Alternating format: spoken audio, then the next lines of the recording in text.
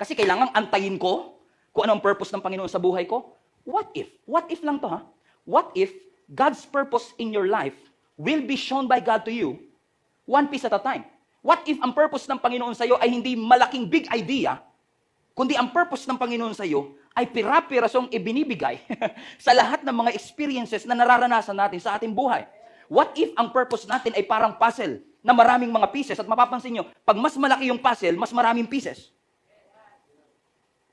What if ang purpose natin o ang purpose ng Panginoon sa ating buhay ay parang puzzle na unti-unting ibinibigay ng Panginoon ang piraso nito? Taon-taon, araw-araw, buwan-buwan, and we miss to collect these pieces na bubuo dun sa ating purpose. Kasi kung ganito pala ang ibig sabihin nito, Pastor, ibig sabihin hindi na pala ako kailangan mag-antay ng next year para magawa ko yung purpose ko.